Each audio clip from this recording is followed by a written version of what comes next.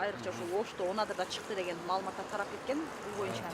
Турайдас, бул маалымат мындан бир жума мурда WhatsApp аркылуу жарандарга таркай баштаган.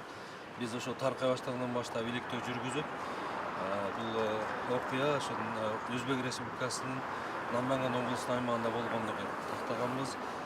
Канчалык ошо WhatsApp'та канчалык деңгээлде биз ушул бул жерде Кыргызстанда жүз бербегендигин айтып түшүндүрсөк деле, айрым бир жарандар кечээ күнү WhatsApp жана башка социалдык тармактар аркылуу ушул биринде Ноокат району аймагында десе, биринде Ош шаарында болгон деп жалган такталган маалыматтарды тарката баштады. Биз ошол бир жумадан бери таркаткан жарандарды атайын улуттук коопсуздук кызматы менен Ички иштер министрлигинин кызматкерлери биргеликте алгачкылардан болуп таркаткан жаранды бүгүн кармады.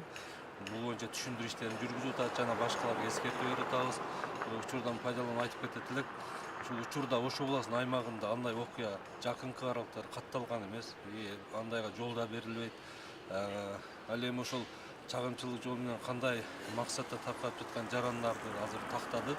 Алар ар бирин ошо баягы түшүндүрүү иштерин жүргүзүп, өздөрүнө кармап келип, азыр эмне максат таркатканы иликтенип атат.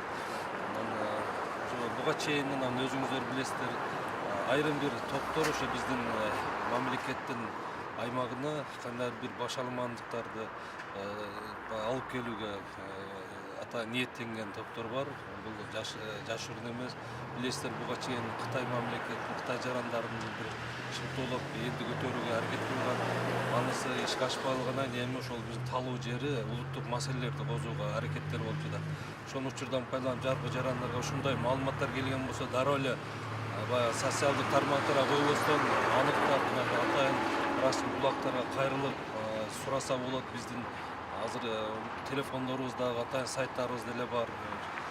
Ошол социалдык тармактардын ушундай келгендерин билген болсо, атайын биздин ишеним телефондору, WhatsApp номерлерибиз бар. Учурдан пайдаланып жазып алсаңыздар деле болот.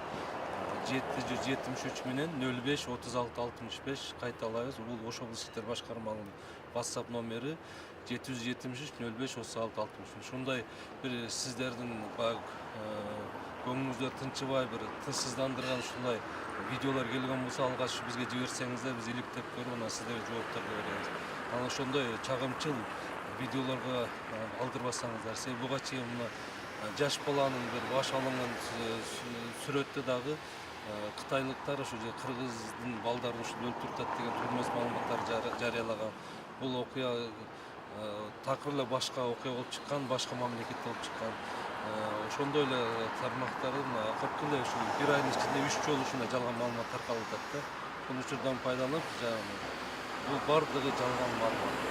Жана биринчи неме таркаткан адам кармалды деп атасыздар? Бүгүн кармалып, Ички иштер министрлигине атайын ошол жаранды азыр сурак кылып атат, түшүндүрүү иштерин жүргүзүп атат. Кандай чара көрүлгөндүгүн да кийинчерээк билдиребиз. Андан башка дагы бул маалыматты таркаткандар боюнча да иш жүрүп жатат.